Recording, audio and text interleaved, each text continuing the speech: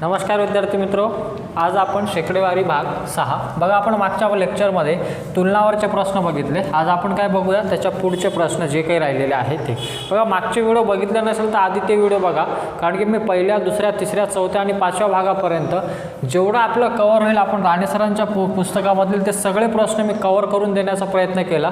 काही प्रश्न मी सोडले. कोणते प्रश्न सोडले? ज्याच्यामध्ये कन्सेप्ट कशी आहे, सारखी आहे, फक्त व्हॅल्यू चेंज आहे, ते प्रश्न मी तुमच्यासाठी सोडले की तेवढा प्रयत्न तुम्ही करा. बघा, मागचा व्हिडिओ मी अतिशय चांगल्या प्रकारे घेण्याचा प्रयत्न केला. त्याच्यामध्ये मी प्रश्न आणि कन्सेप्ट तुम्हाला सांगितलं की कन्सेप्ट काय आहे. या लेक्चरमध्ये आपण काय करू, जिथून आपण सोडलं होतं त्याच्या पुढचे प्रश्न आपण घेऊया. बघा, तुम्हाला व्हिडिओ आवडत असेल तर लाईक करत चला आणि मित्रांपर्यंत शेअर करा, जेणेकरून त्यांचा पण काय होईल, फायदा होईल. चला तर आपण प्रश्न चालू करूया. आपल्याला प्रश्न घ्यायचे काय? बघा, शेकडेवारी आपलं चालू आहे. मी पुन्हा म्हणतोय तुम्हाला, जर पहिला व्हिडिओ बघितला नसेल तर आधी तो व्हिडिओ बघा आणि तिथून तुम्हाला समजते की शेकडेवारीमध्ये नेमकी कन्सेप्ट काय आहे आणि आपण तिथून काय शिकलो. ठीक आहे, मी माझ्या परीने जेवढं देण्याचा प्रयत्न होतं यूट्यूबला तेवढं देण्याचा प्रयत्न करत आहे. ठीक आहे, चला तर प्रश्न चालू करूया आपण. की प्रश्न काय, पेज क्रमांक 181 वर आलो आहे आपण. हळूहळू करता आपण जवळपास चॅप्टरला संपवलं आहे. जवळपास म्हटलं मी, पूर्ण नाही, जवळ 70-80% प्रश्न आपले कव्हर झाले. पुढचा प्रश्न काय सांगतोय किंवा पेज क्रमांक 181 वर कसे प्रश्न आहे तिकडं आपण जाऊया. किंवा पेज क्रमांक 181 वरचं नवीन आवृत्तीचं पुस्तक तुमच्याकडं असायला हवं. ठीक आहे, बघा प्रश्न काय सांगतोय, मी प्रश्न लिहितोय. पेज क्रमांक 181 वरचं नवीन हा पुस्तक तुमच्याकडे असला पाहिजे. नवीन आवृत्तीचं पुस्तक आहे. ठीक आहे, आणि याच्यामधूनच मी सगळे प्रश्न तुमचे कव्हर करून देण्याचा प्रयत्न करत आहे. पहिला प्रश्न काय सांगतो तिकडे येऊया.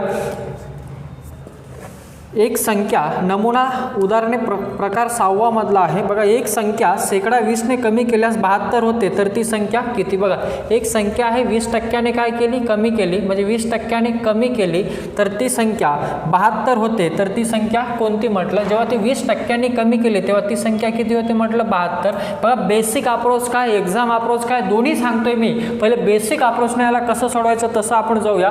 नंतर आपण एक्झामला कसं जायचं किंवा एक्झामला कसे सोडवायचे या प्रश्नाला ते आपण बघू. पुन्हा स्क्रीनवर प्रश्न बघून घ्या. मी पुन्हा एकदा वाचतो की एक संख्या शेकडा 20 ने काय केल्यास, कमी केल्यास 72 होते, तर ती संख्या कोणती? आपण कितीने कमी करत आहे? 20 ने कमी करत आहे. बघा, आता सिम्पली जर मांडतो म्हटलं किंवा सिंपल प्रश्नानुसार जसं म्हटलं तसं जर जातो म्हटलं, एक संख्या 20% कमी केली. बघा, मी पहिल्याही लेक्चरमध्ये म्हटलं होतं की कोणतीही संख्या स्वतःला किती टक्के असते? 100% असते. मग त्यापैकी आपण 20% काय करत आहे? कमी करत आहे. एकदम बेसिक ना आपण कसं जाऊ शकतो याला, म्हणजे बेसिक आपण याला कसं सोडवू शकतो. एक संख्या कितीने कमी केली म्हटलं? 20%. म्हणजे समजा ती संख्या किती टक्के असणार? 100%. आपण एकदम बेसिक घेत आहे. 20 ने कमी केली म्हणजे 20% कमी केली म्हणजे किती? 20% कमी केली म्हणजे राहिली किती? 80%. आणि 80%ची किंमत मला क्वेश्चनमध्ये दिली किती? 20% कमी केल्यानंतर किती आलं आपलं? 72 आलं. मग 80%ची किंमत किती? 72. ही मेथड नंबर 1. तर 80%ची किंमत 72. मला ती संख्या विचारली, कोणती संख्या किती टक्के असते? 100%. तर 100%ची किंमत किती माहीत नाही तर x इथून आपण काढू शकतो. तर x बरोबर तिरपा करा, 100 गुणिला किती? 72 भागीला किती? 80. बघा, 8-10 80, 8-9 72, 0-0 कटला तर राहिलं किती? 9-10 किती? 90. तर ती संख्या कोणती येणार माझी? 90. हा पहिला अप्रोच आहे आपला सोडवण्याचा की आपण या प्रकारे त्याला सोडवू शकतो. दुसरा अप्रोच काय आहे? ठीक आहे, की एक्झामला आपण कसं सोडवू शकतो? 20% कमी केलं म्हणजे किती टक्के राहिली? 80%. 80%ला फ्रॅक्शनमध्ये लिहा. 80%ला फ्रॅक्शनमध्ये काय लिहितो? 4 भागीला किती? 5. मग 4ची किंमत बघा, 80%ची किंमत किती आहे? 4 भागीला 5. आणि मला प्रश्नामध्ये काय म्हटलंय? सिंपल म्हटलंय, जसं म्हटलं तसं सोडवायचं. 20% कमी केली म्हणजे राहिली किती? 80%. आणि 80%ला आपण फ्रॅक्शनमध्ये काय लिहितो? 4 भागीला 5 लिहितो. आणि 80%ची किंमत दिली किती मला? 72. म्हणजे इथं बघा 4 आहे, 80%, मग 4ची किंमत 72, तर 1ची किंमत 18, तर 5ची किंमत 90. खतम झाला आपला आन्सर. किती वेळ लागतो आपल्याला सोडवायला? आपला अप्रोच किंवा आपली कन्सेप्ट क्लिअर पाहिजे. आपण सहज आणि कोणत्याही प्रकारे त्याला सॉल्व्ह करू शकतो. मी काय केलं या प्रश्नामध्ये पुन्हा एकदा रिपीट करतो. एक संख्या 20% कमी केल्यास 72 होते, तर ती संख्या कोणती? मग 20% कमी होते म्हणजे कितीने कमी केली आपण? 100 मधले 20 गेले, राहिले किती? 80%. आणि 80%ला मी अपूर्णांकात काय लिहितो? 4 भागीला 5. म्हणजे इथं बघा 4 कोणाला डिनोट करते? 80ला. तर 5 कोणाला? 100%ला. मग 4ची किंमत 72, तर 1ची किंमत 18, तर 5ची किंमत किती? 90. विदिन सेकंदमध्ये आपण त्याचं उत्तर काढू शकतो. ते आपल्यावर आहे की आपण कसं काढतो. ठीक आहे ना. पहिला अप्रोच, दुसरा अप्रोच, त्याच्यानंतर तुम्ही याला मांडून पण सोडू शकता, तो एक अप्रोच आहे, ठीक आहे ना. एक्झामला कसं जायचं ते तुमच्यावर आहे, ठीक आहे. मी असं सांगितलंय असं, त्याच्यानंतर बेसिकने तुम्ही सोडू शकता. समजा ती संख्या x, मग त्यांना कमी करा, नंतर उत्तर काढा, तसे तुमचं उत्तर मिळून जाईल. हा पहिला प्रश्न होता, तुम्हाला समजला असेल, ठीक आहे. नवीन कन्सेप्ट मिळाली किंवा नवीन प्रश्न मिळाले तर ते लिहत चला, म्हणजे तुमचा जेणेकरून काय होईल, फायदा होईल. पुढचा प्रश्न काय सांगतोय तिकडे येऊया. समजला असेल तुम्हाला. बघा पुढचा प्रश्न काय सांगतोय तिकडे येतो. बरं, जसं म्हटलं तसं लिहत चालायचं, ठीक आहे. तर तुमचं उत्तर आलं किती, 90, ठीक आहे. हा पहिला प्रश्न, ठीक आहे. स्क्रीनवर व्यवस्थित चला, बघत चला. आणि प्रश्न तुमच्याकडे पुस्तक पण हवं पाहिजे, ठीक आहे, कारण तुमची प्रॅक्टिस करण्यासाठी नंतर लेक्चर झाल्यानंतर स्वतः पण प्रॅक्टिस करत चला, म्हणजे तुम्हाला समजेल किंवा तुम्हाला कळेल की आपल्याला किती क्वेश्चन त्याच्यामधले जमतात किंवा नाही जमत ते, ठीक आहे. पुढचा प्रश्न काय सांगतो, एका संख्येचे शेकडा 21 बराबर 52.5, तर ती संख्या किती. सिंपल म्हटलं, एका संख्येचं 21% म्हटलं, मग 21%ची किंमत किती दिली त्यांनी, 52.5, तर ती संख्या बघा, कोणती संख्या किती टक्के असते, 100 संख्या. मला प्रश्नामध्ये म्हटलं का एका संख्येचं 21% बराबर 52.5 आहे, तर ती संख्या कोणती, ती संख्या माहीत नाही तर काय 100%, तर 100% बराबर किती माहीत नाही तर x, x तर तिरपा करा, 100 गुणिला किती 52.5 भागिला किती 21. कॅल्क्युलेशन करा, हा पॉईंट हटवा, इथं 0 गेला, हा 0 0 कटला, 21 1 21, 21 दोन्ही किती 42, उरले किती 10, 21 5 किती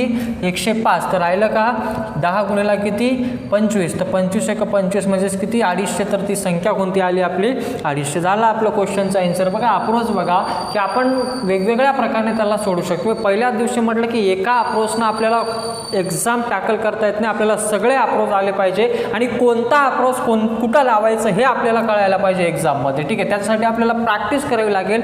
जिथपर्यंत आपण प्रॅक्टिस करणार नाही तिथपर्यंत आपल्याला कळणार नाही की कोणत्या प्रश्नाला कसं सोडवायचं आहे ते. हा एक प्रश्न झाला आहे बघा, जसं होतं तसं आपण लिहत गेलो आहे. त्याच्यानंतर पुढचा प्रश्न काय सांगतो बघा, अगदी सोपे सोपे प्रश्न आहे, ठीक आहे. कन्सेप्ट क्लिअर असली तर सोपे, जर कन्सेप्ट क्लिअर नसेल तर आपल्याला सोपे प्रश्न पण काय जातात, अवघड जातात. बघत चला, पुन्हा एकदा रिपीट करून देतो की प्रश्न सांगतोय का, एका संख्येचं 21% 52.5 आहे, तर ती संख्या कोणती. मग एका संख्येचं 21%, मग 21%ची किंमत मला दिली किती 52.5, तर मला विचारलं ती संख्या कोणतीही संख्या स्वतःला किती टक्के असते, म्हटलं 100%. मग 100%ची किंमत किती माहीत नाही तर यक्स आपण इथून क्रॉस केला, म्हणजे तिरपा केला, 100 गुणिला 52.5 भागिला 21 कॅल्क्युलेशन केलं तर उत्तर आलं किती माझं 250. झालं आपलं क्वेश्चनचा आन्सर, ठीक आहे. त्याला फ्रॅक्शनमध्ये करतो म्हटलं तर फ्रॅक्शनमध्ये आपल्याला त्रास जाईल म्हणून आपण ते केलं नाही, ठीक आहे ना. मग आपण सरळ सोडवलं. आपल्याला ते एक्झामला कळायला पाहिजे की कोणत्या मेथडनं आपल्याला सोपं जाईल आणि कोणत्या मेथडनं आपल्याला अवघड जाईल, ठीक आहे. त्यासाठी एकच पर्याय, ते म्हणजे काय तुमची प्रॅक्टिस. जिथपर्यंत प्रॅक्टिस करणार नाही तिथपर्यंत तुम्हाला कळणार नाही, ठीक आहे ना. पुढचा क्वेश्चन काय सांगतोय बघा आता, 2 विषयाच्या एका परीक्षेत 30% विद्यार्थी गणितात नापास झाले. याला वेगवेगळा प्रश्न सोडू शकतो आपण, ठीक आहे. आता तुमच्यावर आहे, तुम्हाला कसं जायचं आहे, मी तुम्हाला अप्रोच सांगतोय बघा. काय म्हटलं, 2 विषयाच्या एका परीक्षेत 30% विद्यार्थी गणितात नापास झाले. 30% विद्यार्थी कशामध्ये, गणितात नापास झाले म्हटलं, ठीक आहे. पुढचं काय म्हटलं, त्यांनी जसं दिलं तसं वाचायचं. आणि 20% विद्यार्थी हे इंग्रजीत नापास झाले, ठीक आहे. कशामध्ये म्हटलं, इंग्रजीत नापास झाले. आणि दोन्ही विषयात 10% विद्यार्थी नापास झाले. आणि दोन्ही विषयात किती टक्के, 10% विद्यार्थी नापास झाले, तर शेकडा किती विद्यार्थी उत्तीर्ण झाले किंवा पास झाले. याला वेगवेगळ्या प्रकारे काढता येते बघा. आता आपण असं काढू शकतो, जसं डायग्राम दिली, व्हेन डायग्राम, ठीक आहे, असंही काढू शकतो आपण बघा. आता हे समजा आपलं गणिताचं आहे आणि हे कशाचं आहे, इंग्रजीचं. अच्छा, गणितात एकूण किती झाले, 30% नापास झाले, ठीक आहे. इंग्रजीत एकूण किती नापास झाले, 20%. पण दोन्ही विषयात किती नापास झाले हे प्रश्नामध्ये दिलं, किती टक्के, 10% दोन्ही विषयात नापास झाले, ठीक आहे. मग बघा 30 आणि 20 हे किती झाले, 50. पण दोन्ही विषयात किती आहे, 10. मग हे 10 याच्यातले 8 असू शकते, याच्यातले 2% असू शकते, याच्यातले 7, याच्यातले 3 आपण सांगू शकत नाही. पण दोन्ही विषयात किती नापास झाले, 10% विद्यार्थी नापास झाले. मग समजा आपण एकूण नापास जर विद्यार्थी काढतो म्हटलं तर 30, गणितात किती 30, इंग्रजीत किती 20, आणि दोन्ही विषयात एक कॉमन आहे, तर दोन्ही विषयात नापास असणारे किती आहे, 10 आहे. तर नापास असणारे किती, 50मधून 10 गेलं तर 40% हे विद्यार्थी नापास आहे, तर 60% विद्यार्थी हे काय रे, पास आहे, ठीक आहे. याला काढायची गरज नाही पडत, फक्त सांगितलंय मी. ही एक पद्धत आहे, तुम्ही असंही लिहू शकता, गणित आणि काय इंग्रजी, मग पास नापास तसंही करून तुम्ही काढू शकता. त्यानुसारही त्याचं उत्तर आपल्याला मिळून जाते. जसं जसं आपल्याला गरज पडेल तसं तसं मी तुम्हाला सांगत जाईल. बघा प्रश्न काय सांगत होता, मी पुन्हा एकदा रिपीट करतो. काय म्हटलं होतं प्रश्नामध्ये की एका प्रश्नामध्ये असं म्हटलं 2 विषयाच्या एका परीक्षेत 30% विद्यार्थी गणितात नापास झाले आणि 20% विद्यार्थी इंग्रजीत नापास झाले आणि दोन्ही विषयात नापास होणारे विद्यार्थी होते किती? 10% विद्यार्थी दोन्ही विषयात नापास झाले, म्हणजे गणित पण मध्ये आहे आणि इंग्रजीत पण आहे. ठीक आहे, असे काही विद्यार्थी आहे जे दोन्ही विषयात काय झाले? नापास झाले. आपण सिम्पली लिहिलं गणिताचा आणि इंग्रजी, पण दोन्हीमध्ये कॉमन असणारे किती आहे? 10%. तर 10% विद्यार्थी असे होते जे दोन्ही विषयात काय होते? नापास होते. मग आपण काय केलंय?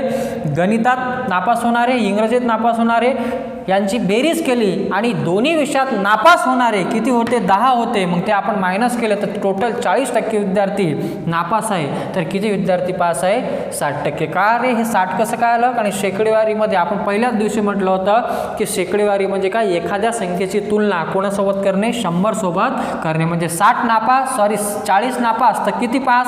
60 पास. खतम झाला आपला आन्सर. ठीक आहे, आपण वेगवेगळ्या अप्रोचने त्या प्रश्नाचं उत्तर काढू शकतो. ते आपल्यावर आहे की आपण ते कसे काढू शकतो. ठीक आहे, चला पुढचा प्रश्न काय सांगतो तिकडे येतोय. तुम्हाला प्रश्न समजला असेल. ठीक आहे, सिंपल आहे. स्क्रीनवर प्रश्न बघत चला व्यवस्थित आणि पुस्तक सोबत ठेवत चला, म्हणजे तुम्हाला पण आयडिया येईल की आपण नेमकं काय करतोय. ठीक आहे, पुढचा प्रश्न काय सांगतोय तिकडे येऊया. पुढचा प्रश्न असा सांगतोय की सरस्वती हायस्कूलची सोमवारची विद्यार्थ्यांची उपस्थिती 87.5% होती. त्या दिवशी 72 विद्यार्थी अनुपस्थित होते, म्हणजे गैरहजर होते. तर एकूण किती विद्यार्थी उपस्थित होते?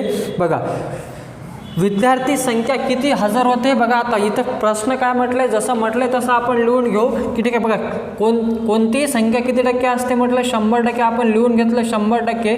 याच्यामध्ये प्रेझेंट म्हणजे हजर असणारे, प्रेझेंट आणि काय? ॲब्सेंट. मग हजर किती होते? 87.5% प्रेझेंट आहे म्हणजे हजर आहे. तर गैरहजर किती असणार? 100मधून 87.5 म्हटले गेले म्हणजे किती? 12.5%. हे काय होते? गैरहजर होते. मला प्रश्नामध्ये काय विचारले त्यांनी? काय विचारलं प्रश्नामध्ये? जे विचारलं ते आपण काढू शकतो. काय म्हटले त्यांनी? तर किती विद्यार्थी उपस्थित होते? तर पहिल्या अप्रोचनुसार बघा मी इथं सांगून दिलं आहे ते 72 विद्यार्थी काय होते? ॲब्सेंट होते. मग 72 विद्यार्थी ॲब्सेंट होते म्हणजे शेकडेवारीमध्ये किती आहे? 12.5. आणि 12.5%ची किंमत 72. मला ॲब्सेंट, मला प्रेझेंट विद्यार्थी म्हटले म्हणजे उपस्थित किती होते? बघा पुन्हा रिपीट करतो की कोणतीही संख्या 100% असते. मग एका शाळेत 87.5% विद्यार्थी उपस्थित होते म्हणजे हजर होते. तर गैरहजर किती असणार? 100मधून 87.5 गेल्यावर किती? 12.5%. हे काय असणार? गैरहजर असणार. आणि 12.5%ची किंमत मला संख्येमध्ये दिली की 12.5% म्हणजे किती गैरहजर होते? 72 विद्यार्थी गैरहजर होते. मला विचारलं काय विचारले त्यांनी की उपस्थित किती होते? मग 12.5%ची किंमत 72 तर 87.5%ची किंमत किती? तर यानुसारही तुम्ही काढू शकता. तर यक्स इथून कॅल्क्युलेशन करा, तुमचं उत्तर येऊन जाते. मग यक्स बराबर किती? 72 गुणिला किती? 87.5. असं करायचं का नाही? याला दुसरा पण अप्रोच आहे त्यानुसारही सांगते मी. आणि इथे किती? 12.5. पॉईंट हटवा कॅल्क्युलेशन करा. भाग जातोय. ठीक आहे ना? ते 25चा भाग जातो. 25चा द्या. 25 5 125. 25 3 किती? 75. उरले किती? जेवढे उरले बघा 12 उरले तर 25 5 किती? 125. 5 1 5 5 7 किती? 35. तर कॅल्क्युलेशन करा. ठीक आहे, बघा 7 2 किती? 14. उरला किती? 1. आणि 7 7 49. 49 आणि किती? 50. तर किती विद्यार्थी उपस्थित होते? 504. हे आपण डायरेक्ट काढू शकतो. बघा आता काय म्हटलं होतं प्रश्नामध्ये? हे एक अप्रोच आहे एक्झामला सोडवण्याचं की आपण काय करू शकतो. मला प्रश्नामध्ये काय म्हटलं होतं त्यानुसार मी गेलो. उपस्थित किती होते आणि अनुपस्थित किती होते? तर अनुपस्थितची संख्या दिली किती होती? मला 72. आणि टक्क्यामध्ये किती विद्यार्थी अनुपस्थित आहे म्हणजे गैरहजर आहे? 12.5. मग 12.5%ची किंमत 72. मला उपस्थित विचारलं तर उपस्थित होते किती? 87. तर 87%ची किंमत किती? मला माहीत नाही. ते मी कॅल्क्युलेशन केलं तर किती आलं? 504. हा एक अप्रोच आहे, तुम्ही या प्रकारे सोडू शकता. बघा दुसरा अप्रोच काय आहे त्यानुसार मी सांगतोय. ठीक आहे, इथं आपण इथं सॉल्व्ह करून देतोय. बघा 12.5% आणि 12.5%ला आपण अपूर्णांकात काय लिहितो? 1/8 किती? 8. काय लिहितोय मी? 1/8 म्हणजे 12.5 म्हणजे इथं 1 कोणाला डिनोट करतो? 12.5 तर 8 कोणाला? 100ला. इथून आपण एकूण विद्यार्थी काढून पण उत्तर काढू शकतो. आणि 1ची किंमत मला दिली किती? बघा 12.5ला आपण अपूर्णांकात काय लिहितो? 1/8. मग 1ची किंमत किती? 72. मग 1 विद्यार्थी 72 आहे. ठीक आहे ना? 1ची किंमत किती? 72. आणि 12.5%ला मी अपूर्णांकात काय लिहितो 1/8, मग 1ची किंमत 72 तर 8ची किंमत किती, म्हणजे इथून आपले एकूण विद्यार्थी निघतात तर इकडून आपण काढू शकतो 8 2 16 उरला किती 1, 8 7 56, 56 आणि किती 57, तर त्या शाळेमध्ये एकूण विद्यार्थी आहे किती 576, पण त्याच्यातले मला हजार किती होते, हजार काढायचे आहे, मग गैरहजर होते किती 72, तर इथून मायनस करा, तर मायनस केलं तरी निघून जाते 4 0 आणि किती 504. हे एक अप्रोच आहे. अप्रोच क्लिअर पाहिजे आपले की एक्झामला आपल्याला कोणत्या अप्रोचने त्या प्रश्नाला सोडवायचं ते तुमच्यावर. ठीक आहे, तुम्ही असंही काढू शकता. हे जे आले 576 एक आले त्या शाळेमधले एकूण विद्यार्थी संख्या आली, पण त्याच्यात किती गैरहजर होते 72, मग 576 मधून 72 मायनस केल्यावर आलं किती 504. वेगवेगळे अप्रोच आहे, आपण कसंही त्याला सॉल्व्ह करू शकतो ते आपल्यावर. बघा याला किती वेळ लागला सोडवायला ते तुमच्यावर. ठीक आहे, मी आधीच म्हटलं फ्रॅक्शन हे खूप महत्त्वाचं आहे. फ्रॅक्शन जमत आहे ते मी असंही सांगितलं, हेही जमत नाही तर तुम्ही समजा त्या शाळेतील विद्यार्थी एक्स मानून पण सोडू शकता, त्या प्रकारे त्या प्रश्नाचं उत्तर निघू शकते. ठीक आहे, मी तुम्हाला अप्रोच क्लिअर केले. ज्या अप्रोचनं सोपं जातं त्या अप्रोचनं सोडवायचं. ठीक आहे, प्रश्न समजला असेल. बघा हे समजलं नसेल तर पुन्हा मी रिपीट करतो की काय सांगते की 12.5% विद्यार्थी अनुपस्थित होते म्हणजे गैरहजर होते, आणि 12.5% मी अपूर्णांकात काय लिहितो 12.5% म्हणजे 1 किती 8, मग 1/8 म्हणजे 8 पैकी 1 विद्यार्थी ॲब्सेंट आहे गुणोत्तरामध्ये, आणि 1ची किंमत दिली किती होती 72, आणि 72 विद्यार्थी अनुपस्थित होते, मग 1ची किंमत 72 तर 8ची किंमत किती 576. त्या शाळेमध्ये एकूण विद्यार्थी आहे किती 576, त्याच्यातले गैरहजर आहे किती 72, तर 72 वजा करा तर आलं किती उत्तर माझं 504. किती वेळ लागते आपल्याला, विदिन सेकंदमध्ये आपण त्या प्रश्नाचं उत्तर काढू शकतो. ते तुमच्यावर, तुम्ही कॅल्क्युलेशन करा किंवा तुमची स्पीड वाढवा, तुम्हाला खूप सोप्या प्रकारे त्याचं उत्तर कळेल. ठीक आहे, ते तुमच्यावर की तुम्ही किती फास्ट कॅल्क्युलेशन करता ते. ठीक आहे, कॅल्क्युलेशन तुम्हाला आले पाहिजे. जर मी वारंवार म्हणतो किंवा प्रत्येक व्हिडिओमध्ये सांगत असतो कॅल्क्युलेशन ज्याचं फास्ट आहे त्याचं रिझल्ट 100% येणार आहे. ठीक आहे, आणि कन्सेप्ट, कॅल्क्युलेशन आणि कन्सेप्ट, गणितमध्ये या दोनच गोष्टी आहे, कन्सेप्ट आणि काय कॅल्क्युलेशन, या दोन गोष्टी जर क्लिअर असेल तर आपण कोणत्याही प्रश्नाचं उत्तर सहज आणि किती सोप्या पद्धतीनं काढू शकतो. ठीक आहे, हा प्रश्न झाला असेल किंवा कळाला असेल तुम्हाला. पुढचा प्रश्न काय सांगतोय तिकडे येऊया. ठीक आहे, वेगवेगळ्या अप्रोच आहे. ठीक आहे, मी जे अप्रोच तुम्हाला माहीत आहे की नाही त्यानुसार सांगण्यात माझा अप्रोच काय आहे की उत्तर किती फास्ट काढू शकतो. बेसिक अप्रोच तुम्हाला जर येत असेल. ठीक आहे, आपल्याला इथं काय कव्हर करायचं आहे की प्रश्न कव्हर करायचे की आपण किती फास्ट प्रश्न कव्हर करू शकतो आणि आपलं कमी वेळात जास्त झालं पाहिजे. ठीक आहे, पुढचा प्रश्न काय सांगतोय बघा, एका पुस्तकाची किंमत 20% कमी झाल्याने त्या पुस्तकाचा खप 20% वाढला तर उत्पन्नात कितीचा फरक पडेल म्हटलं. ठीक आहे ना, बघा जसं म्हटलं तसं लिहू की 20% बघा पुस्तकाची किंमत 20ने काय केली कमी केली. ठीक आहे, 20ने कमी केली तर खप कितीने वाढलं 20% वाढला. ठीक आहे ना, हे प्रश्नामध्ये दिलं की 20% वस्तूची किंमत काय केली कमी केली. ठीक आहे ना, 20% कमी केली, त्यामुळे पुस्तकाचा खप 20% काय झाला वाढला. तुम्ही मूळ किंमत मानू शकता की समजा पुस्तकाची मूळ किंमत 100 मानून तुम्ही सॉल्व्ह करू शकता. दुसरा अप्रोच काय आहे, जेव्हा घट आणि वाढ ही सारखी असेल तर एक फॉर्म्युला असा बनतो. ठीक आहे, फॉर्म्युल्यानं जा नका जाऊ, याच्यात बेटर अजून दुसरा देतो मी. ठीक आहे, की r² भागिला काय 100 या प्रकारे जाऊ शकता. आणि जेव्हा वाढ आणि घट ही सारखी असते त्यावेळेस नेहमी घट होत असते असा सूत्र सांगतो. पण आपल्याला असं जायचं नाही, फक्त सांगत आहे मी की आपल्याला काय करायचं आहे. तर r बघा, r दोन्हीकडे कसं आहे सारखं आहे, म्हणजे 20² भागिला काय 100, 20² किती 400, तर 400 भागिला काय 100, 2 0 2 0 कटले तर किती टक्के घट 4%. पण कसं समजायचं घटच आहे की वाढ आहे. ठीक आहे ना, इथं आपल्याला अडचण जाते. तर आपल्याला अशी नोट दिलेली आहे किंवा अशी टिप दिली पुस्तकात की जेव्हाही वाढ आणि घट ही समान असेल त्यावेळेस काय होतोय नेहमी घट होत असते असं म्हटलेलं आहे. बघायला दुसरं काय आहे, पण इथं सारखे येईल याची काय गॅरंटी आहे. जर सारखे नसेल तर काय करायचं ते एक प्रॉब्लेम आहे. त्याच्यासाठी मी बघा दुसरं सांगतोय तुम्हाला की याला सारखं असेल किंवा नसेल सगळ्याला ते लागू पडतोय. ते एक युनिक कन्सेप्ट सांगून देतोय तुम्हाला. ठीक आहे, माहीत असेल कदाचित किंवा माहीत नसेल. ठीक आहे, त्याच्यासाठी आपल्याला यानं जायचं काय हे तुमच्यावर आहे. ठीक आहे, मी बेसिक किंमत नाही काढू शकता म्हटलं, मूळ किंमत 100 मानून. ठीक आहे, ते तुम्ही घरी प्रयत्न करायचं, मी हे सांगितलं. यानं जायचं असेल यानं जा, याच्यापेक्षा अजून बेटर सांगण्याचा प्रयत्न करतोय. इथं वाढ किंवा घट सारखी असेल किंवा नसेल काही फरक नाही पडत. बघा घट आहे तर घटला आपण मायनस लिहू तर -20 लिहायचं.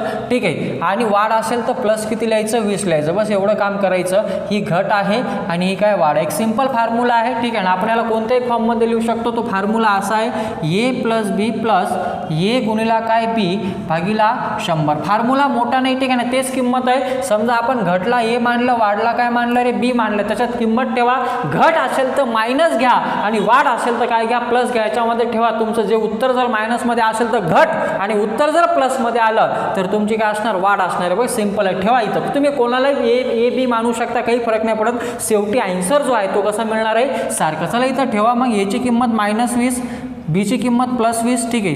प्लस इथं एची किंमत किती आहे, -20 आणि बीची किंमत किती आहे, 20 भागिला किती, 100. कॅल्क्युलेशन करा. +20 -20 कॅन्सल, 0 0 हे 2 0 कॅन्सल, राहिलं का, बेदोनी 4, तर मायनस किती, 4. मग -4 म्हणजेच काय, -4 असेल म्हणजे 4% काय असणार, घट. जर उत्तर तुमचं मायनसमध्ये आलं तर समजायचं घट आहे. जर उत्तर तुमचं इथं प्लसमध्ये आलं तर काय समजायचं, तुमची वाढ आहे. ठीक आहे ना. आता तुम्हाला कसं जायचं हे तुमचा अप्रोच आहे, मी सांगून दिले. हे बऱ्याच ठिकाणी अप्रोच आपण वापरू शकतो. समजा इथं असंही म्हटलं असतं 30% घट आहे तर 40% वाढ आहे, तर किती त्यांना नफा किंवा तोटा झाला किंवा घट झाली किंवा वाढ झाली, तर आपण इथं तेच किंमत ठेवू शकतो. 20-30 असेल तरी ठेवू शकतो, 30-40 असेल तरी ठेवू शकतो. इथं असे आठ नाही आहे की तुमची व्हॅल्यू कशी पाहिजे, सारखी. बघा या फॉर्म्युल्यामध्ये काय पाहिजे तुम्हाला, व्हॅल्यू सारखी पाहिजे, म्हणजे घट आणि वाढ कशी पाहिजे, सारखी. याच्यामध्ये अशी कोणती आठ नाही. मग मी काय म्हणतोय, अशा प्रकारे प्रयत्न करा किंवा अशी कन्सेप्ट लक्षात ठेवा की मॅक्झिमम क्वेश्चन काय करेल ते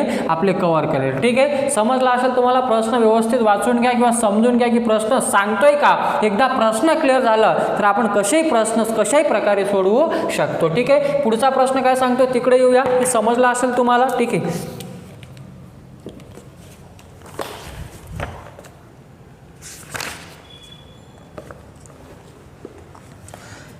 बघा पुढचा प्रश्न तसाच आहे. एका वस्तूवर 20% सूट दिली, पुन्हा 10% सूट दिली, तर त्या वस्तूवर एकूण किती % सूट दिली. बघा सूटचं आहे, सूट म्हणजेच काय, कमी केलं. ठीक आहे ना.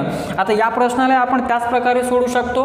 ठीक आहे. बेसिक तुम्ही 100 मानूनही सॉल्व्ह करू शकता. ठीक आहे. काही प्रॉब्लेम नाही. किंवा या प्रकारे जरी जातो म्हटलं तरी त्याचा आन्सर सारखंच मिळणार आहे. प्रश्न सांगतोय का. ठीक आहे. दोन्ही ठिकाणी काय, सूट आहे. सूट आहे म्हणजेच काय, कमी केले. भाव काय केला, कमी केला. ठीक आहे. त्यावेळेस तुम्ही दोन्ही प्रकारे त्याला सॉल्व्ह करू शकता. समजा वस्तूची मूळ किंमत 100 रुपये मानून पण तुम्ही सॉल्व्ह करू शकता. ठीक आहे. काय म्हटलं होतं प्रश्नामध्ये, पहिले 20% सूट दिली, पुन्हा किती टक्के सूट दिली, 20%. मी दोन्ही प्रकारे सांगतो. 20% काय दिली, सूट दिली. पहिल्यांदाही सूट दिली, नंतर काही वेळानंतर 10% काय दिली, सूट दिली. दोन्ही ठिकाणी सूट आहे म्हणजे काय, सूट देतोय तो. मग बेसिक नुसार जातो म्हटलं तर बेसिकही सांगतोय. बघा बेसिक सांगतोय, नंतर या फॉर्म्युल्यानुसारही सांगतोय. ह्या फॉर्म्युल्यामध्ये काहीच नाही, सिंपल आहे. फक्त ठेवायचं आहे. सूट असेल किंवा घट असेल तर त्यावेळेस नेहमी काय होत असते, तुमचं लॉस होते. लॉस होते म्हणजेच काय, मायनस घ्यायचं. बघा इथं समजा मूळ किंमत जर 100 मानली तर आपण सिम्पली म्हणू शकतो 100 वर पहिल्यांदा किती सूट दिली. बघा पहिल्यांदा किती, 20% काय दिली सूट, म्हणजे कितीला विकली, 100ची वस्तू 20 रुपये कमी विकली, म्हणजे कितीला विकली, 80. या 80वर पुन्हा 10% सूट दिली. मग 10% तर 80चे 10% किती होते, 8. म्हणजे 8 म्हणजे किती, 80 मधून 8 गेल्यावर राहिले किती, 72. म्हणजे ती वस्तू होती कितीला, आपण 100ला विकले कितीला, 72ला. म्हणजे किती सूट दिली, तर 28% काय दिली, सूट दिली. हा पहिला अप्रोच आहे. बघा समजलं नसेल तर पुन्हा मी रिपीट करतो. त्या वस्तूची किंमत मानली किती आपण, 100. मग 100वर 20% सूट दिली म्हणजे कितीला विकली, 100चे 20% किती होतात, 20 म्हणजे कितीला विकली, 80ला. पुन्हा 80वर किती टक्के सूट दिली, 10%. मग 80चे 10% किती होते, 8. मग 80 मधून अजून 8 रुपये कमी केले म्हणजे कितीला विकली, 72ला. मूळ किंमत होती किती, 100, विकली कितीला, 72ला. किती सूट दिली, 28%. हा पहिला अप्रोच आहे. तुम्ही असे सोडवू शकता. तुमच्या अप्रोचवर आहे की तुम्ही कसं सोडवता किंवा त्याला कसं मांडता. दुसरं काय, सूट आहे. सूट आहे म्हणजेच काय, -20 आणि नंतरही काय, मायनस किती, 10. सूट असल्यामुळे इथं ठेवा तर -20 मायनस किती, 10. ठीक आहे. इथं प्लस, इथं -20 गुणिला काय, -10 भागिला काय, 100. कॅल्क्युलेशन करा. -20 -10 तर मायनस किती, 30. ठीक आहे. प्लसमध्ये इथं 0 0 हे 2 शून्य कटले तर मायनस इंटू मायनस प्लस म्हणजे प्लस किती, 2. इथं -3 आणि +2 म्हणजे किती, -28. मग मायनसमध्ये आलं म्हणजे किती टक्के सूट दिली, 28% सूट दिली. तुम्ही कसंही जा, तुम्हाला हे अप्रोच चांगलं वाटत असेल यानं जा, या अप्रोचनं जायचं असेल त्या अप्रोचनं जा. ठीक आहे. पण मेथड लक्षात ठेवा की प्रश्न सांगतोय काय आणि आपल्याला कसं सोडवायचं ते जिथपर्यंत कळणार नाही तिथपर्यंत आपल्याला एक्झाममध्ये प्रश्न टॅकल करता येत नाही, म्हणजे सोडवता येणार नाही. ठीक आहे. समजला असेल. ठीक आहे. मी वारंवार म्हणतोय व्यवस्थित व्हिडिओला बघत चला. समजत नसेल तर पुन्हा त्या व्हिडिओला मागे जाऊन बघा. ठीक आहे. मी काय सांगितलंय तुम्हाला ते तुम्ही समजण्याचा प्रयत्न करत चला. ठीक आहे. पुढचा प्रश्न काय सांगतोय, चला आता तिकडे येऊया. बघा तसंच आहे. PMTने शेकडा 20% बस भाडे वाढ केली, 4 महिन्यानंतर पुन्हा 15% वाढ केली, तर शेकडा एकूण किती वाढ केली तुम्ही असे जाऊ शकता, ठीक आहे ना. म्हणजे पहिले 100 आहे, ठीक आहे, म्हणजे सुरुवातीला किती वाढ सुरुवातीचं आपण म्हटलं तर इथं वाढ आहे, तर वाढ आहे तर वाढ, ठीक आहे ना. घट असेल तर घट, तुम्ही याही प्रकारे सोडू शकता. ते तुमच्यावर आहे की तुम्हाला सोडवायचं कसं आहे, ठीक आहे. काय म्हटलं आहे तुमच्यावर आहे. मग प्रश्न सांगतोय का पुढचा, तिकडे येऊया की प्रश्न असा सांगतोय की PMTने शेकडा 20 भाडे वाढ केली, ठीक आहे ना. म्हणजे वाढ केली, पहिले 20 वाढ केली, 20% काय केली वाढ केली, शेकडा 20% वाढ, नंतर पुन्हा 15% काय केली वाढ केली, तर मूळ भाडा शेकडा एकूण कितीने भाडे वाढ केली, ठीक आहे. बघा 100, मग 100चे 20% म्हणजे किती, 100चे 20% म्हणजे 20, 100 आणि 20 तर किती 120, म्हणजे 100, आता 100 रुपये तिकीट होती ती झाली किती 120, पुन्हा 15% काय झाली त्याच्यावर वाढ, मग 120चे 15% जर म्हटलं तर किती येते 18. हे कॅल्क्युलेशन आलं पाहिजे. 120चे 15% किती 18, मग किती झाले 120 आणि 18 तर किती आले 138. मूळ भाडा होता किती 100, झाला किती महत्त्वाचं आहे, किती झालं 38 झाला, म्हणजे कितीनं वाढ 38% काय झाली वाढ झाली, ठीक आहे. हे तुमचं आन्सर, ठीक आहे. तुम्ही या प्रकारे सॉल्व्ह करू शकता. हे पर्सेंटेज काढता आले पाहिजे. जर पर्सेंटेज काढता येत नसेल तर आपलं कॅल्क्युलेशन कमजोर आहे असं आपण गृहीत धरायचं, आणि तसं असेल तर आपलं कॅल्क्युलेशन कमजोर आहे म्हणजे सोडून द्यायचं का नाही, कॅल्क्युलेशन करून स्पीड आणायची, कारण की आपल्याला एक्झाम काय करायची आहे, क्रॅक करायची आहे. तुम्ही कोणती एक्झाम द्या, एक्झाम आली म्हणजेच काय कॅल्क्युलेशन आलं. गणितमध्ये कॅल्क्युलेशन आणि कन्सेप्ट या दोन गोष्टीवर तुमचं गणित आहे, ठीक आहे ना. कोणतेही गणित या दोनच कन्सेप्टवर आहे, ठीक आहे ना. कन्सेप्ट आणि कॅल्क्युलेशन, ठीक आहे. चला यानुसारही काढू शकता तुम्ही. भाडा वाढ आहे, पहिले 20% वाढ आहे म्हणजेच काय प्लस, नंतर 15% वाढ आहे तर काय रे प्लस. इथं डायरेक्ट सोडवा, काही फरक नाही पडत. बघा इथं किंमत ठेवा 20 प्लस किती 15, सगळं प्लसमध्येच आहे, तर 20 गुणिला किती 15 भागीला काय 100. कॅल्क्युलेशन करा, 20 1 20, 20 5 100, 5 1 5, 5 3 15, 20 आणि 15 किती 35, 35 आणि 3 किती 38, प्लसमध्ये उत्तर आलं म्हणजे किती वाढ असेल 38% वाढ असेल. आता तुम्ही अप्रोच ठरवा की तुम्हाला कसं जायचं, या प्रकारे जायचं आहे की या प्रकारे तुमच्यावर आहे, ठीक आहे ना. तुम्हाला जसं जायचं आहे तसं जा, पण प्रश्नाचे उत्तर व्यवस्थित काढण्याचा काय करा प्रयत्न करा, प्रॅक्टिस करा. जिथपर्यंत आपल्याला जमणार नाही किंवा जिथपर्यंत आपल्याला वाटत नाही की आपण फास्टली सोडू शकत नाही तिथपर्यंत त्या प्रश्नाला वारंवार प्रॅक्टिसमध्ये आणायचं. त्याच टाईपचे प्रश्न, ठीक आहे ना. इथं व्हॅल्यू चेंज असले काय फरक पडतील, कन्सेप्ट तर तेच आहे ना. मी वारंवार म्हणतो की कन्सेप्ट क्लिअर असेल तर कोणत्याही पुस्तकातले आपण प्रश्न सहज सॉल्व्ह करू शकतो, ठीक आहे. पुढचा प्रश्न काय सांगतोय समजला असेल तुम्हाला. पुढच्या प्रश्नाकडे येतोय मी की पुढचा प्रश्न नेमका सांगतोय का, तिकडे येऊया.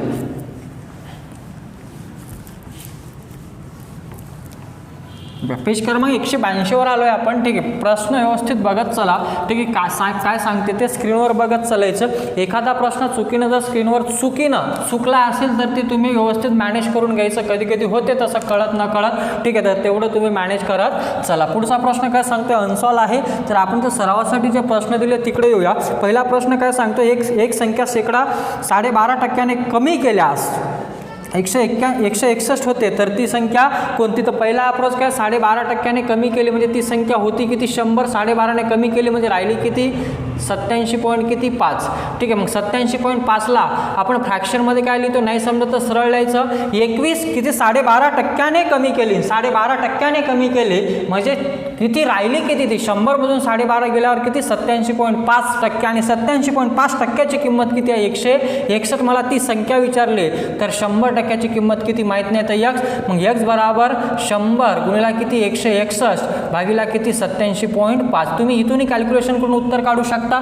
हा पॉईंट हटवा, इथं 0 द्या, कॅल्क्युलेशन करा. 25चा भाग जातो, 25 3 75 उरले किती 12, 25 5 किती 125, इथं 25 चूक 100 म्हणजेच किती 40, ठीक आहे. इथं अजून कॅल्क्युलेशन द्या, जिथपर्यंत भाग जाते तिथपर्यंत ते भाग द्यायचा, ठीक आहे ना. हे किती जाते आता भाग द्या, 5 7 35, 5 8 40, 7 1 7, 7 2 14 उरले किती 2, 7 3 किती 21, तर राहिले का शेवटी 21 गुणिले 8. ही पहिला अप्रोच सांगत आहे मी. तर 8 3 किती 24, हातचाला किती 2, 8 2 16, 16 2 किती 18, तर ती संख्या कोणती 184, ठीक आहे. एक हा अप्रोच झाला. दुसरा अप्रोच काय, एक संख्या किती टक्क्याने कमी केली, किती टक्क्याने कमी केली म्हटलं तर 12.5% कमी केली म्हणजे राहिली किती, तर राहिली किती आपली 87.5%. आणि 87.5%ला आपण फ्रॅक्शनमध्ये काय लिहितो 5 भागीला किती 8. हे आपल्याला कळायला पाहिजे की आपण काय लिहितो, ठीक आहे ना. 87.5 ला आपण फ्रॅक्शनमध्ये काय लिहितो हे आपल्याला आलं पाहिजे, ठीक आहे ना.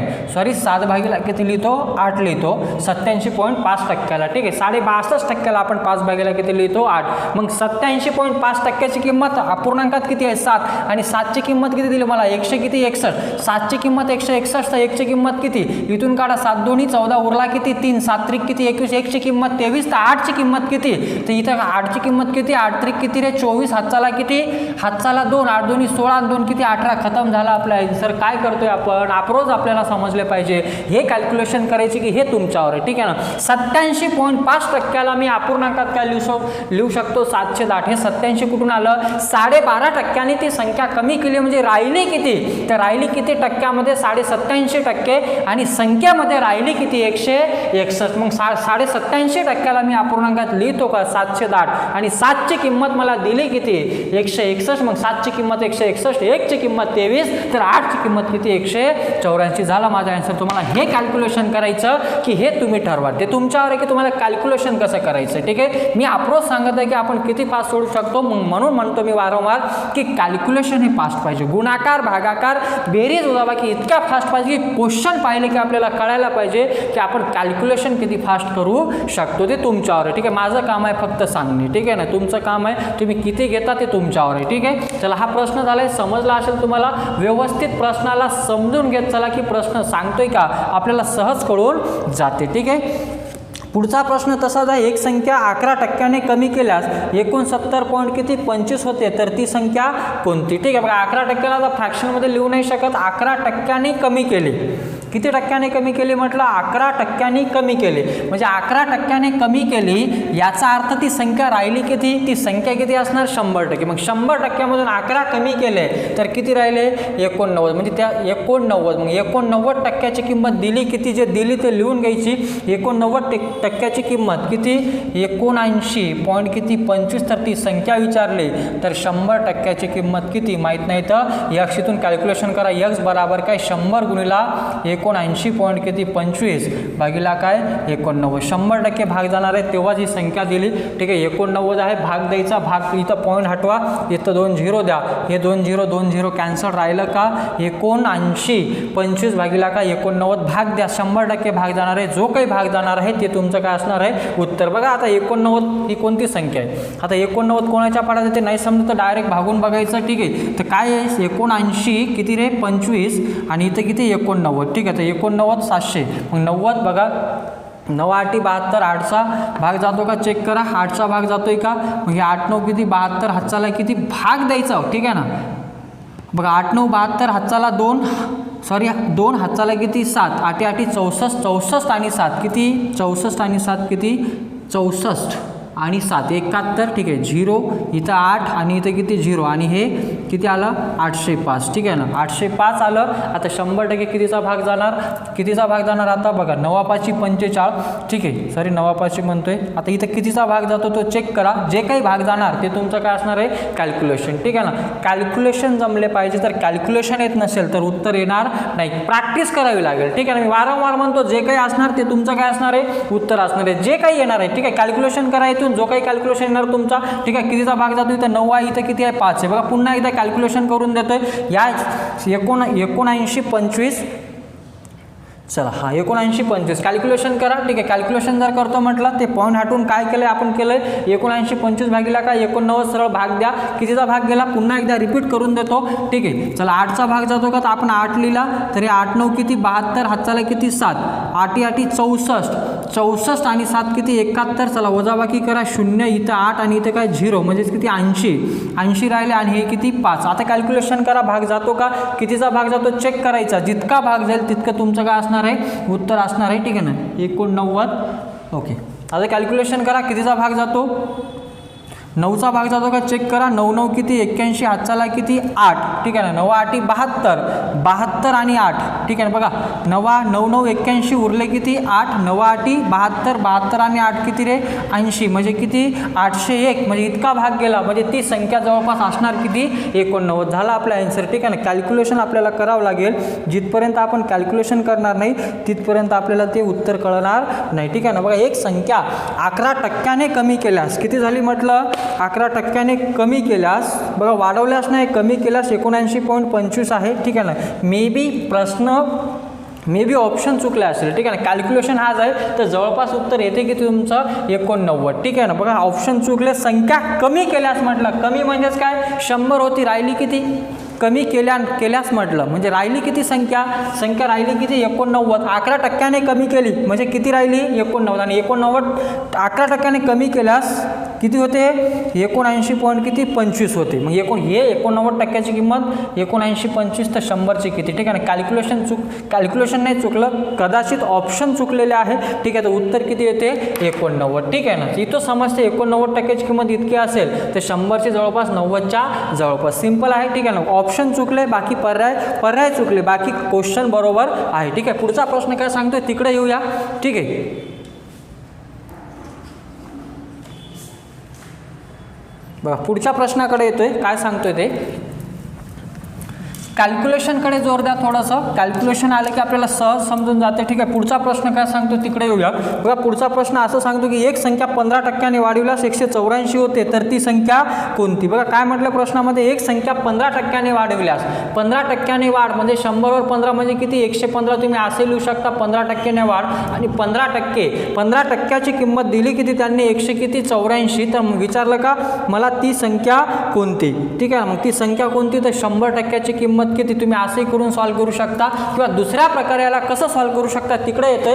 15%ला आपण अपूर्णांकात काय लिहू शकतो तर 15%ला आपण अपूर्णांकात काय लिहू शकतो. ठीक आहे. 15/100 म्हणजेच काय 3/20. मग 3/20 लिहू शकतो. याचा अर्थ 20 आणि 3 किती 23. 3 ने वाढ. 15% वाढ म्हणजे किती न वाढ 3 न वाढ म्हणजे 20 आणि 3 किती 23 आणि 23ची किंमत किती दिली मला प्रश्नामध्ये 184. तर 20ची किंमत किती आपण सहज तिथून सॉल्व्ह करू शकतो. ठीक आहे. फ्रॅक्शनमध्ये करा आपलं सोपं होते कारण 15%ला मी अपूर्णांकात काय लिहू शकतो 3/20 लिहू शकतो आणि 3 ने वाढ 15% म्हणजे किती 3. मग किती वाढ झाली 20 आणि 3 किती 23. तर इथून आपण सॉल्व्ह करू शकतो. 23ची किंमत किती 184. तर 20ची किंमत किती माहीत नाही तर x इथून कॅल्क्युलेशन करा उत्तर आपलं येऊन जाते. ठीक आहे ना. येत नसेल तर कॅल्क्युलेशन लहान करा. मी म्हणणार नाही तुम्हाला मोठे करा पण फास्ट करा. तर x बरोबर किती 20 गुणिला किती 184 भागिला किती 23. कॅल्क्युलेशन करा. जितकं भाग जाते तितकं तोडा. ठीक आहे. 23चा भाग जातो का 23. बघा इथं किती भाग जातो 8चा जातो 3चा जातो. जेवढा जातो तेवढा तोडण्याचा प्रयत्न करा. ठीक आहे. मग 184 आणि इथे किती 23. ठीक आहे. तर आता भाग द्या. 8चा भागचा बघा चेक करा. 8 त्रिक किती 24. 7चा किती 2 8 2 16 आणि 2 किती 18 म्हणजे कितीचा भाग जातो 8चा 23 1 23 23 8. ठीक आहे. तर x बरोबर काय 8 2 किती 16. तर ती संख्या किती 160 झालं आपलं आहे. सर कॅल्क्युलेशन आलं पाहिजे. जर कॅल्क्युलेशन येत असेल तर आपण सहज उत्तर काढू शकतो. तुम्ही याही प्रकारे सोडू शकता. तर x बरोबर किती 100 गुणिला 184 भागिला किती 115. फायनल आन्सर तुमचं तेवढंच येणार आहे जेवढं यायला पाहिजे तेवढं. कारण इथं तेच येणार आहे. भाग जर देतो म्हटलं आपण कितीचा 5चा तर इथं 23 आणि इथं किती रे 23 आणि इथं 20. शेवटी तिथंच आलो आपण 20/23. आन्सर तेच येणार आहे जे यायचं आहे ते. तर ती संख्या कोणती 160. थोडंसं कॅल्क्युलेशनकडे जोर द्यायचं की कॅल्क्युलेशन सांगतोय काय. जसं कॅल्क्युलेशन आहे तसं आपल्याला ते प्रश्नाचं उत्तर काढावं लागेल. ठीक आहे. चला पुढचा प्रश्न काय सांगतोय तिकडे येऊया. समजला असेल तुम्हाला. ठीक आहे. बघा एक संख्या 50% वाढवल्यास 50 होते तर ती संख्या किती. ठीक आहे ना. बघा जसं म्हटलं तसं आपण काढत जायचं. एक संख्या कितीने वाढवल्यास 50%. म्हणजे ती संख्या होती किती 100%. मग 100वर अजून 50% म्हणजे झाली किती 150. मग 150%ची किंमत किती बघा वाढवल्यानंतर ती संख्या झाली किती म्हटलं मला काय झाली म्हटलं एक संख्या 50% वाढवल्यास म्हणजे पहिले होती किती 100 मध्ये वाढ आहे म्हणजे किती 50 म्हणजे किती 150 आणि 150 वाढवल्यानंतर त्या संख्येची किंमत झाली किती 50. मला विचारलं का त्यांनी तर ती संख्या कोणती तर 100. तर 100%ची किंमत किती माहीत नाही तर x इथूनही तुम्ही काढू शकता. तर x बरोबर काय 100 गुणिला किती 50 भागिला किती 150. इथून कॅल्क्युलेशन करा. इथून बघा 50 दोन्ही 100 आणि 50 त्रिक. तर राहिलं का 100 गुणिला 3. तर 100 गुणिला 3 म्हणजेच काय 100 भागिला काय 3 म्हणजेच काय 33.103. तर ती संख्या काय असणार माझी 33.103 किंवा 33% या प्रकारे काढू शकता. किंवा 50% वाढ आणि 50%ला आपण अपूर्णांकात काय लिहितो दुसरी पद्धत 1 भागिला काय 2 म्हणजे 2वर किती वाढ आहे 1 वाढ म्हणजे वाढ टोटल आहे किती 3. ठीक आहे. 2वर 1 वाढ म्हणजे 3 आणि 3ची किंमत किती दिली मला 3ची किंमत वाढ नंतर 3ची किंमत किती आहे 3ची किंमत 50. तर तर 2ची किंमत किती इथून आपण काढू शकतो सहज. फायनल आन्सर येणार काय तुमचा, तर x बराबर 2 गुणिला किती 50 भागिला काय 3, तर शेवटी आन्सर येणार किती 33.33 किंवा 33.1/3. ठीक आहे, फायनल आन्सर तोच येणार आहे. कॅल्क्युलेशन इथं आपण लहान रूपात लिहितो, इथं मोठ्या रूपात लिहितो. अपूर्णांक काय करतोय आपल्याला, अपूर्णांक काय सांगतो की एक संख्येला कोणत्या रूपात लिहिणं, लहान रूपात. तर उत्तर येणार किती तुमचं 33.33 किंवा 33.1 किती 3%. पुढचा प्रश्न काय सांगतोय तिकडे येऊया, समजला असेल तुम्हाला. बघा एका संख्येचे 17% म्हणजे 72.25, तर ती संख्या कोणती तुम्ही घरी प्रयत्न करू शकता. एका संख्येची किती 17% आणि 17%ची किंमत किती दिली 72.25 दिली, तर ती संख्या किती म्हणजेच काय 100% बरोबर किती तेज आहे. 17%ची किंमत लिहायची आणि उत्तर काढायचं. प्रश्न हे तुमच्यासाठी सोडतो मी. होमवर्क आहे तुमचा की 17%ची किंमत दिली किती 72.25, ती संख्या विचारली वाढ आहे का नाही. फक्त मला काय म्हटलं एका संख्येचं 17% बरोबर किती आहे, किती दिलं प्रश्नामध्ये 72.25. मग 17%ची किंमत 72.25, तर 100%ची किंमत किती, आपण सहज त्याला सॉल्व्ह करू शकतो. एखादा प्रश्न तुमच्यासाठी सोडतो, ते तुम्ही सोडवण्याचा प्रयत्न करत चला. ठीक आहे, पुढचा प्रश्न काय सांगतो तिकडे येऊया, कारण की आपल्याला क्वेश्चन कव्हर करायचे आहे. ठीक आहे, जेवढे क्वेश्चन कव्हर होईल तेवढं तुमचा काय होणार आहे फायदा. ठीक आहे ना, समजत नसेल तुम्ही वारंवार म्हणतो पुन्हा व्हिडिओला बघा आणि समजून घ्या, तुम्हाला नक्की कळेल. ठीक आहे, पुढचा प्रश्न काय सांगतोय तिकडे येऊया. सेम तसेच आहे बघा, एका संख्येचा शेकडा 37.37% म्हणजे 87 आहे, तर ती संख्या कोणती. सिंपल आहे, 37.37% आपण काय लिहू शकतो 310. ठीक आहे, बघा एका संख्येचं किती टक्के म्हटलं 37.37%, तर 37.37%ला आपण अपूर्णांकात काय लिहितो 310 आणि 308ची किंमत दिली किती 87, तर ती संख्या कोणती.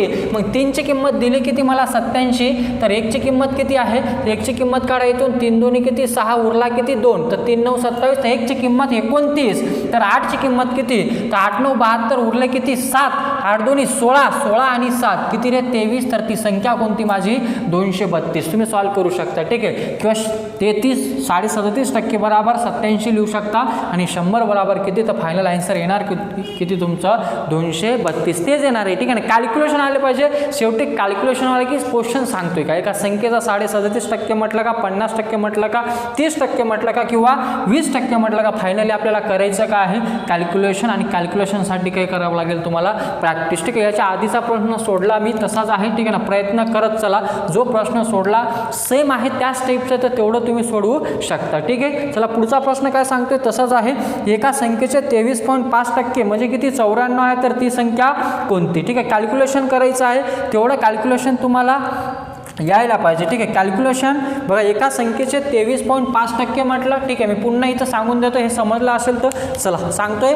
कॅल्क्युलेशन भाग आहे तेवढा आपल्याला यायला पाहिजे. तरी एक प्रश्न सांगतोय, बाकीचे मग तुम्ही सोडवण्याचा प्रयत्न करत चला. ठीक आहे, काय म्हटलंय पुन्हा सांगतोय, हे प्रश्न समजला असेल तर एका संख्येचे पुढचा प्रश्न सांगतोय का एका संख्येचे 23.5%, एका संख्येचे 23.5% म्हणजे 23.5% म्हणजे किती दिलं त्यांनी 94 दिलं, तर ती संख्या कोणती संख्या किती टक्के असते म्हटलं 100%, तर 100%ची किंमत माहीत नाही तर x बरोबर इथून कॅल्क्युलेशन करा 94 गुणिला किती 94 गुणिला 100 भागिला किती 23.5 इथचा फॉन आठवा, इथं 0 द्या म्हणजे आलं का 235. बघा जितका भाग जातो तितका तोडायचा, शेवटी आपल्याला कळून जाते. भाग द्या आता. ठीक आहे, 23.5 आहे, कितीचा भाग जातो 5चा जातो, तर इथं किती 5×20 उरला किती, जेवढा भाग जातो तेवढा द्यायचा. मी वारंवार म्हणत आहे काय म्हटलंय भाग कितीचा गेला 5×20 उरले किती 3, 5×7 किती 35, इथं किती 5×2 10 म्हणजे किती 200.